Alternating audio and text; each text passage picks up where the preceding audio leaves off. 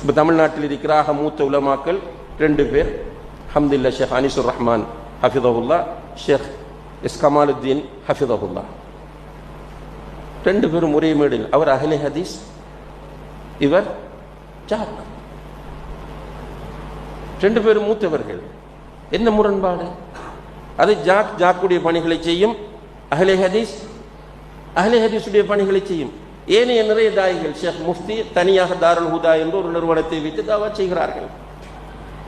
அதுபோல மற்ற ஒவ்வொரு தாயும் ஒரு மதரசாவோடு இன்வோலாக இருப்பார், அல்லது வேறு ஒரு நிறுவனத்தோடு இன்வோலாக இருப்பார், ஒரு சென்டரோடு இருப்பார். எங்களுக்கிடையில் நாங்கள் அகீதாவை மன்ஹஜை புரிந்து கொண்ட எங்களுக்கிடையில் பிரிவினை இல்லை. நன்றாக புரிந்து கொள்ளுங்கள், நாங்கள் பிரிய மாட்டோம் இன்ஷா அல்லாஹ். அகீதாவில் மன்ஹஜில் முரண்பாடு வருகிற போது பிரிவினை வரும். அது இமாம் இப்னு தைமியா சொல்கிறார்கள், அஹ்லுல் பிதா அஹ்லுல் ஃபுர்கா, பிதத்வாத் என்று வந்தா பிரிவினை வரும். அஹ்லு சுன்னா ஹும் அஹ்லுல் ஜமா,